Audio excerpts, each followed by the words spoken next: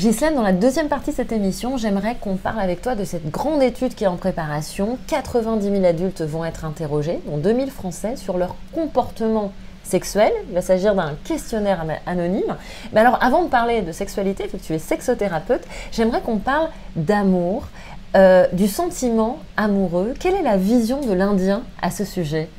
Alors, ma vision, est-ce que c'est la vision de l'Indien? Mais comme je disais tout à l'heure, on ne tombe pas amoureux de quelqu'un, on tombe amoureux d'une part de soi qui s'éveille.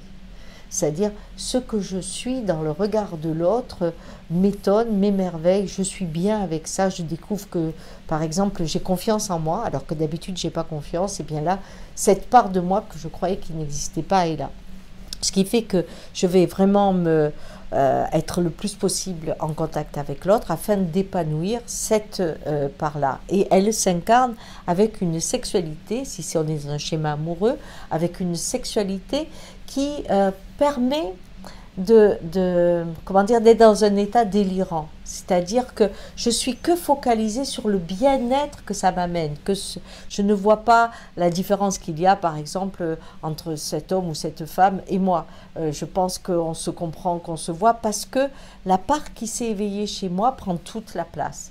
Et la sexualité, importante au début, eh bien, permet de mettre de la confiance dans ce que je vis, pour qu'au moment ou quelques mois après, peut-être 8-9 mois après, quand l'autre commence à être différent, parce que quand on je se peux pas, plus, voilà, donc je suis dans la phase où je réagence les choses, et puis encore un petit peu plus quelques mois après, je réagence plus.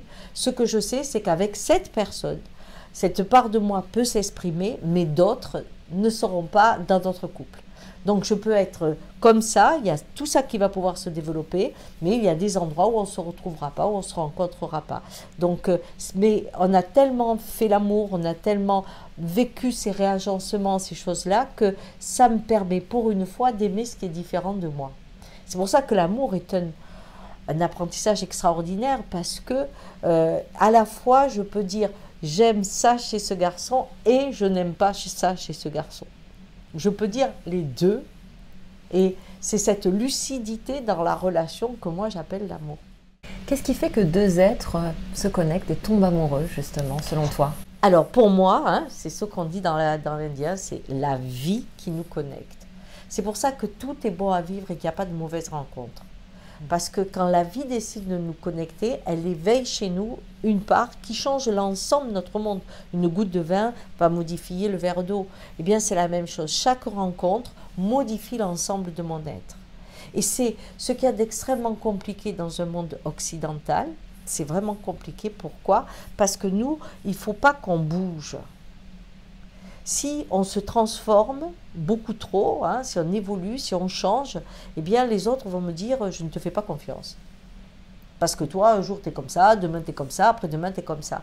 Eh bien, les rencontres amoureuses, ce sont celles qui nous sculptent et nous transforment profondément. Donc, c'est très difficile d'oser l'amour en fait, parce que c'est oser son propre changement. Et c'est la vie qui nous connecte. En bonheur ou en malheur, qu'importe. Je peux apprendre dans une relation douloureuse des choses sur moi que j'aurais jamais imaginées. Par exemple, je peux apprendre que je peux survivre à l'humiliation. Et c'est une force. Et la force est que j'ai pu la quitter, cette part de moi. Donc je sais qu'elle est là, on ne sait pas ce que la vie nous réserve.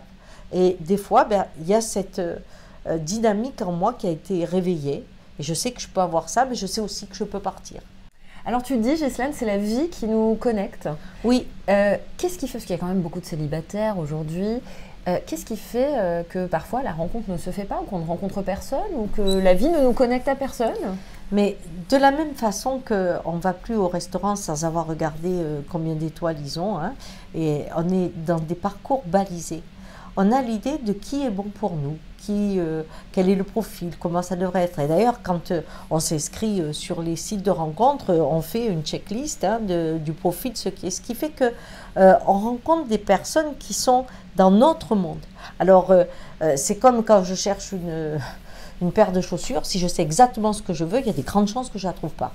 Je vais faire tous les magasins et je vais dire ils n'ont rien. Bon, j'en ai vu des milliers, mais ils n'ont rien parce qu'ils n'ont pas ce qu'il y a dans ma tête. Et cette façon de forger une image et d'avoir peur de l'inconnu fait que aujourd'hui, il y a des rencontres balisées. Ce qui fait que l'étonnement, qui fait que je me retrouve dans une situation que je n'avais pas imaginée, eh bien, est de moins en moins possible. Et puis, on a une idée de la relation, de ce qu'il faut. C'est à nouveau assez tyrannique, tout ce qu'on demande à une relation aujourd'hui, sur le plan sexuel, sur le fait de je veux ma liberté, sur le... Enfin, on a des normes qui sont écrites, qui balisent à nouveau, alors que chaque relation est particulière, chaque relation a son tempo, et la peur de l'engagement. Donc on se retrouve avec ça. Si je m'engage, je disparais. Alors que rester à deux dans un couple est essentiel. Et ça aussi. Mais ce n'est pas ce qu'on nous a appris pendant des centaines d'années. On a quand même mis la femme au service de l'homme. Et donc, Sacha Guitry avait raison, dans le couple on ne fait qu'un, oui mais lequel? Donc il y a beaucoup de femmes qui ne veulent pas rentrer dans cet engagement, mais il y a des hommes aussi qui ne veulent pas se retrouver dans « il faut que je protège, il faut que j'assume, il faut que… » Toutes ces choses-là, qui sont les stéréotypes anciens, eh bien, hantent nos vies, même sexuellement au niveau du désir. Très souvent, une femme n'ose pas exprimer son désir si l'homme ne la désire pas avant. Et ça aussi, c'est des restes de l'histoire. Se libérer de notre enfermement culturel pour oser rencontrer quelqu'un qui nous étonne n'est pas facile. Ah, c'est ça, on a un peu trop de critères, il faut rester ouvert en fait.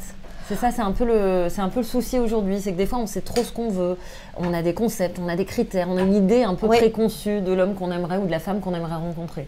Oui, on cherche, comme des réalisateurs, le personnage idéal de notre film. Et on veut que cette personne rentre dans notre film. Ce qui fait que quand au départ, dans l'état de la rencontre, on dit « Ah ouais, c'est ça, il a le profil ». Et puis au bout de quelques temps, s'il fait 2 ou 3 erreurs, on dit « Non, ça ne peut pas le faire ». Pourquoi? Parce que le véritable amoureux est dans la tête. Et donc, il est toujours en comparaison avec celui qui est là. Alors que le bouleversement amoureux, c'est ce à quoi on ne s'attendait pas. C'est quand ça nous surprend. Oui, on ne s'attendait pas et très souvent d'ailleurs quand ça arrive on dit c'est pas le moment. Parce que ça fout tellement la trouille que vite je m'en vais. c'est cette impression. Et comment on reconnaît justement ça? On le sent dans le corps? Parce que tu parlais de reconnexion au corps tout à l'heure. C'est ça, c'est dans le corps. C'est-à-dire que le corps a envie de faire l'amour. Hein. Ce n'est pas une amitié, c'est une envie de faire l'amour. Et puis, donc il y a ce besoin. Ce besoin, on se dit, ah là là, je vais être dépendant. Hein. Actuellement, on ne parle que de dépendance affective. Là, je crois mourir sur ces choses-là. Je suis dépendante de l'air que je respire, je suis dépendante de l'eau, je suis dépendante de manger. On est interdépendants. Donc, être dépendant amoureux, ma foi, pourquoi pas? Quand je suis amoureux, je suis heureux. Quand je suis plus amoureux, je suis malheureux. Bon, ben, c'est bien, c'est pas grave. L'amour, de toute façon, on se rencontre pour se séparer. Quoi qu'il arrive, on ne va que vers la séparation. Mais entre-temps, il y a le chemin. Qu'il soit long ou court, on s'en fout. Il y a eu la rencontre. On n'a pas besoin de penser à comment on va se quitter, est-ce qu'il va me tromper, est-ce que ceci, est-ce que... On s'en fout, ça va arriver d'une façon ou d'une autre. Ça, c'est sûr. Comme je dis souvent, tu dis, de toute façon, on va se quitter. Alors, en attendant, aujourd'hui, là, cette journée, elle est à moi. Pourquoi justement on cherche autant à se protéger, cette quête de l'autonomie, de l'indépendance? C'est ce que tu disais, en fait c'est une forme de protection et ce que tu viens de dire, c'est en fait il faut accepter dès le départ qu'à un moment donné cette histoire elle va avoir une fin. Mais oui, d'abord c'est sûr. C'est sûr, et quand on arrive, bon moi je vois avec mon mari ça fait maintenant 35 ans qu'on est ensemble et qu'on a pris de l'âge, et ce que l'on sait c'est qu'il y en a un des deux qui va partir avant. Et donc, on est en train de ne pas anticiper, comme au début, notre rapprochement, mais notre éloignement. Et on a tous à vivre ça.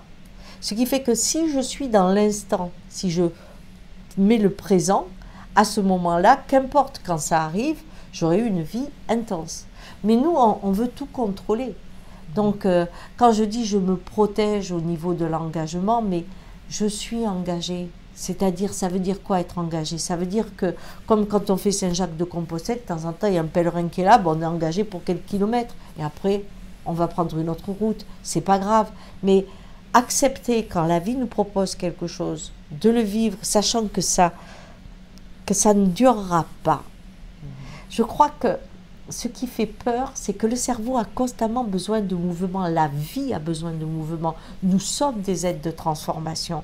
Et on a une vision du couple comme la mort, c'est-à-dire quelque chose qui ne doit pas bouger, quelque chose qui n'évolue pas. On est là pour la vie.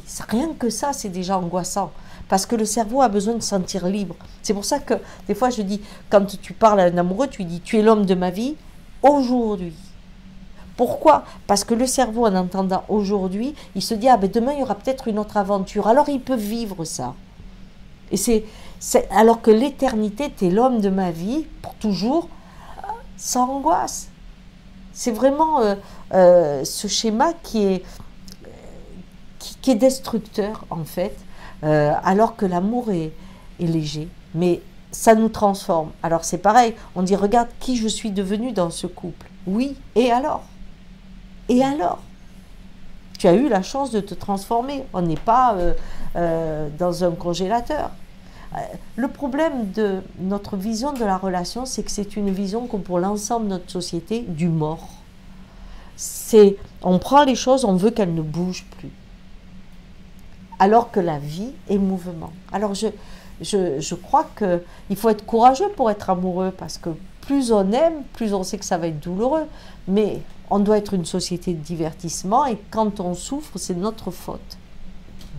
Et la souffrance est vécue comme une punition. Si tu avais fait attention, si tu n'étais pas allé là, mais la souffrance est intrinsèque à la vie. Un monde sans souffrance, ça n'existe pas. Mais ce n'est pas la peine ni d'aller la chercher, comme ceux qui se sacrifient ou des choses comme ça. Elle vient juste quand on... Comme ça, un coup c'est bon, un coup c'est moins bon, un coup ça fait mal, mais c'est l'orage, la pluie, le verglas, la neige. On est la nature. Toi, tu disais, ça fait 35 ans que tu es avec ton mari. Alors ouais. Justement, qu'est-ce qui fait qu'un couple dure et comment le couple traverse-t-il les âges? Eh bien, il faut rester à deux. C'est-à-dire qu'il n'y en ait pas un qui prenne le pas sur le monde de l'autre. La force qu'on a eue, c'est que nous deux, on a deux mondes bien à nous et qui s'associent, hein, bien sûr. Mais on a aussi évolué, changé ensemble, on s'est transformé. Le couple qu'on est aujourd'hui n'a rien à voir avec le couple de nos 30 ans. Donc, c'est aussi accepter cette évolution. Ce qu'il y a d'intéressant, je trouve, en vieillissant, c'est que on peut retrouver l'autre à ses 40 ans, à ses 50 ans, à ses 60 ans. Et ce souvenir ou cette expression qui revient nous amène dans une jeunesse éternelle. Voilà, c'est ça qui est quand même magnifique. Quel est le rôle de la sexualité dans la relation amoureuse, dans la vision de l'Indien? La sexualité, c'est une transe. Et c'est pour ça que toutes les religions ont pratiquement essayé de codifier la sexualité pour que cette transe n'existe pas. Parce que c'est vraiment le rapport qui permet de rencontrer l'orgasme spirituel. Ça paraît fou de dire ça, mais c'est vrai. C'est-à-dire que quand avant de faire l'amour, si je suis dans une relation amoureuse, ce qui ouvre mon vagin, si je suis une femme, ou qui me donne envie d'une érection si je suis un homme, eh bien, c'est que la personne me regarde et j'ai l'impression que je suis vue complètement et que je suis aimée, acceptée entièrement, comme un homme, comme une femme. Cette façon d'être accueillie dans son entièreté ouvre automatiquement l'énergie et la confiance, ce qui fait que je peux dire je me donne à toi. Je m'abandonne. Oui, mais non, je me donne. Je me donne. Quand on se donne, c'est comme un objet. Il n'y a que l'objet qu'on peut donner, logiquement. Donc ça veut dire je deviens un objet pour toi, comme un tambour, pareil. Et c'est plutôt un tambour dans ma tête. Ce qui veut dire que quand je fais l'amour, logiquement, c'est du corps, la sensation du corps, toujours, on y revient, la sensation du corps. Qu'est-ce que ça me fait à moi? Je ne suis pas en train de le caresser, qu'est-ce que ça le fait à lui? Parce que là, je suis un Européen, en fait, je suis dans la dissociation, je suis dans le pouvoir que j'ai sur l'autre, qui peut me faire jouir, hein, être excitant, hein, je n'ai pas dit le contraire, mais dans la transe. dont je parle, c'est ce que je ressens quand je le caresse. D'accord? Une fois que j'ai mis dans ce que je le caresse, je laisse aller les images, mes images. Et souvent, ce sont des images qui peuvent amener dans comment dire, des situations qui sont de soumission extrême. Mais c'est comme si je descendais dans un oui de plus en plus difficile à dire, quelles que soient les images que je fais, et selon l'énergie que j'ai, que je mets dans ce rapport sexuel à ce moment-là, je rentre dans cette transe où je traverse, comment dire, je traverse l'ultime, parce que l'orgasme, c'est quand je dis oui à la vie, quoi qu'elle m'impose. C'est cette ouverture du féminin ou du masculin, c'est pareil, mais le masculin, si je me noie, c'est-à-dire je mets jusqu'à ce que je disparaisse dans le pouvoir que j'ai, et l'autre, je me noie dans ce que j'ai. Mais chaque fois, c'est la mort dans l'aptitude de la soumission à la vie. Mais c'est royal, parce que quand je dis oui, total, et que je m'abandonne à cette énergie qui vient en moi, qui me bouleverse et me traverse d'une façon incroyable, c'est comme si je faisais le défi à la vie d'un jour me faire tomber. Tellement je suis ouverte. C'est pour ça que c'est une force de vie, on appelle ça la petite mort, mais qui est énorme. Et c'est facile à comprendre quand je fais un rock, je ne vois pas mon partenaire. Et Fred Astaire disait, les partenaires que j'ai eus, c'est celles qui étaient les meilleures, c'est celles que je ne sentais pas. C'est quand l'autre est vraiment un tambour et vice-versa. Parce que tous les deux vont avoir un rock différent. Et tous les deux vont oublier l'autre. C'est la musique qui est venue. Et là, c'est là où c'est la musique de notre vie, de nos sensations, de nos vibrations, qui nous amène à cette transe de la petite mort. Et amène des orgasmes où des fois on peut vomir, des fois c'est très léger, des fois c'est pas noir, des fois au contraire on rentre dans une impression. Ce sont des voyages qui rééquilibrent l'énergie. C'est ça qui est beau, c'est que c'est un soin. Ah, donc avoir un orgasme, faire l'amour, c'est un soin. Ça rééquilibre nos énergies. Ça rééquilibre nos énergies. C'est pour ça que certains font vomir. D'autres, on tombe dans les pommes. D'autres, on a l'impression que c'est des petits gazons. Mais c'est vraiment un schéma. C'est la vie qui nous bouleverse. Est-ce qu'aujourd'hui, on a encore des tabous liés à la sexualité? Ah oui, alors ça c'est... C'est-à-dire qu'aujourd'hui, la sexualité, elle est vraiment en danger.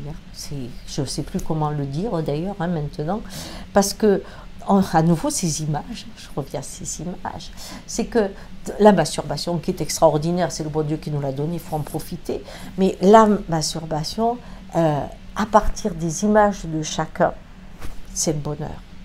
La masturbation avec les images qui sont prises dans les films et dans le reste, c'est à nouveau un orgasme codifié, donc qui ne soigne pas. Et dans le rapport sexuel aujourd'hui, très vite les images sont là, il y a ça. Après il y a la difficulté de concentration. Quand je parle de méditation, c'est que de plus en plus on attire notre attention d'une façon ou d'une autre. Donc sexuellement, il faut passer à ça, il faut faire ça. Tout est codifié, il faut aller très très vite. Sinon, là on a fait une fellation, ça a duré combien de temps? Puis même, il faut que ça dure longtemps. Alors que l'espace-temps disparaît dans la sexualité. Quelque chose qui a duré peut-être peu de temps peut avoir le sentiment que ça a duré une éternité. Et nous, on a une montre pratiquement pour dire là, je te rends compte, je tiens que tant. Bon, il y a on a mis des codes, des objectifs, des scénarios. Et puis, il y a aussi cette peur du corps. Hein. Moi, pour la première fois, je vois des gens qui, quand ils sont à travers un écran, arrivent à très très bien jouir en se disant des mots, etc. C'est parfait. Quand ils sont dans un lit, il n'y a rien qui se passe. Bon. Et puis, on va trouver des gens qui aussi, avec la masturbation et les films, ça leur suffit largement. Il n'y a plus besoin d'aller au corps de l'autre. Je crois que toute cette interview de cet après-midi, c'est le corps s'éteint, le corps se meurt. Sauf quand il y a la guerre, il se réveille. C'est drôle, hein? Mais c'est peut-être ça le bon côté. C'est qu'il nous redonne vie. Mais nous sommes une société matérielle, donc on amène des objets là-dessus, les sextoys. Et être c'est vraiment l'opposé du schéma indien, mais c'est de ce dont on parlait tout à l'heure. L'objet est en train de beaucoup abîmer la relation du couple parce qu'on ne fera pas de la transe, on va faire du touche-pipi amélioré et ça va faire du guili-guili partout, mais bon, c'est pas ça. Parce que pour perdre le contrôle, il faut que j'ai confiance. Ou que je ne connais pas du tout la personne. C'est pareil. Parce que si je ne connais pas du tout la personne, je la prends de suite comme un objet et je peux y aller à fond. Donc, ou alors je la connais très bien et je n'ai pas peur et j'y vais à fond, mais c'est les deux possibles. Sauf que là, on est dans une théâtralisation qui amène des problèmes parce qu'on se compare. Est-ce que je sais faire ça? Est-ce que c'est... Et puis il y a le temps, hein, le mode du temps qui est très effrayant.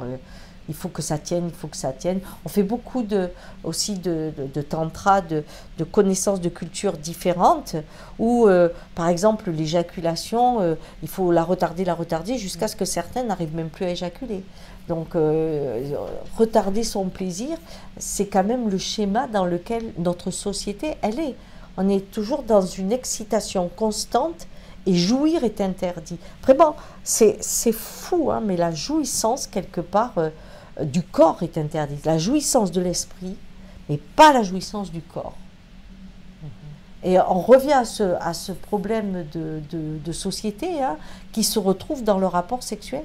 Bien sûr, c'est à l'image de ce qu'on fait. Quand dans le boulot, je dis « Ah là, je suis bien, là, attends, je connais bien mon truc, je bouge plus », on dit « Tu restes dans ta zone de confort ». Et moi, je dis « Jouis ». Tant que ça te plaît, jouis, c'est un moment où on est dans le palier, on est bien, on a trouvé son expression tranquille, c'est un bon moment. Non, il ne faut pas y rester. Et dans la sexualité, jouir aussi devient compliqué. Ou alors, il faut jouir plusieurs fois, à nouveau. Une fois, deux fois, trois fois, quatre fois, et alors je ne suis pas arrivée. C'est la tyrannie du résultat et pas le voyage de la transe. Alors ça crée des désarrois parce que beaucoup appréhendent en fait cette froideur sexuelle. Je dis froideur, hein, parce que vraiment, puis on a beaucoup d'idées qu'on a besoin de faire l'amour. Et alors si quelqu'un ne fait pas l'amour, c'est que ça doit lui manquer. Il y a des périodes où on n'a pas envie. Et alors? Ça revient, hein. Mais il y a des périodes où on a envie de se masturber, pas de faire l'amour. Ben c'est parfait. Mais là, il y a une tyrannie à nouveau, hein. Tu en as besoin. Alors on dit, je vais prendre un sex boy parce que j'en ai besoin. Un sextoy? Un sex boys. Un sextoy? Oui, les hommes. Il y en a beaucoup de femmes maintenant qui prennent des hommes. Oui, bien sûr, des sex boys. Oui. Et alors là, à nouveau, c'est un code où il ne faut pas se parler, il ne faut pas d'amitié, il ne faut pas de relation. C'est vraiment que pour ça. Et c'est garder l'autre comme un objet. Ça aussi, mais tout est objet. Quand je veux dire je t'aime, je t'achète quelque chose. Quand je me sens triste, je m'achète quelque chose. Mais cette pénétration de l'objet, elle est aussi dans le fantasme du couple. Et où l'autre est un objet, mais pas celui qui après on retrouve, où on est deux personnes. Non, c'est celui qui permet de faire une galipette, quoi. Alors ton conseil, peut-être Ghislaine, pour bien vivre sa sexualité, pour bien vivre son couple, c'est quoi? Comment on fait pour se reconnecter à notre corps? C'est peut-être un bon moyen justement, le couple, oui, pour ça. Je crois que la première chose, c'est de se reconnecter à son corps. Déjà, savoir qu'on a un corps qui peut être autonome. Parce que la masturbation, c'est l'autonomie, déjà, de base. Ensuite, ne pas demander à un corps de s'abandonner quand l'esprit est pas du tout en confiance ou suspicieux. Je ne peux pas demander à un corps de faire ce que mon cerveau ne veut pas. C'est pas possible. Or, très souvent, on dit, je m'engage pas, il n'y a rien entre nous, mais je baise. Oui, ça peut marcher, mais ça n'apporte pas une grande satisfaction. Ça va faire un réchauffement, ça va faire tout ce qu'on veut, mais on n'est pas dans ce que j'appelle la transe. Alors, je crois qu'il faut d'abord se reconnecter à soi, déjà, dans sa dépendance sexuelle par rapport à sa masturbation. C'est la clé de quelqu'un qui n'est pas en frustration. Et ensuite, il y a deux possibilités. Soit je découvre ma nature. et que ma nature, c'est d'avoir une vie sexuelle avec plusieurs partenaires, etc. Parce que très souvent, ça touche une angoisse de mort que je libère comme ça. C'est un profil. Soit je suis plutôt comme des coucous. Hein. Moi, j'ai besoin de un à la fois. Bon, eh bien, je sais que c'est mon profil. Ce qui fait que, en connaissant ça, il y a des... Je n'ai pas de honte à ne pas faire ça ou à ne pas pratiquer ça. Et plus je veux contrôler, plus ma relation va être goûtée du bout des lèvres. Plus je n'ai pas peur de me transformer, plus les relations que je vais avoir, qu'importe si elles me font souffrir, je sais qu'elles me sculptent. Alors j'y vais à fond. Je crois que la vie, si on a peur de la vivre, ça fait pire que bien. Alors que si on ose aller dans le cœur, dans le corps, dans l'être profond qu'on a, eh bien tout ce qu'on fait, c'est qu'on danse parce que la vie nous a connectés et que du coup, on ose se transformer et s'étonner. Je reviens à l'émerveillement et à l'étonnement, mais c'est ça, et s'étonner de ce qui est passé. Car dans un couple, l'étonnement, c'est tellement important. Alors que souvent, j'ai l'impression que on met la sexualité comme le sport, le régime, la méditation, le yoga. C'est devenu, tout est codifié. Et la danse de la vie, ben, elle n'est pas tout à fait là. Ben, on va conclure là-dessus, sur ces jolis mots. Merci beaucoup Ghislaine pour le temps accordé, nous avoir accueillis chez toi dans ce beau domaine en Normandie.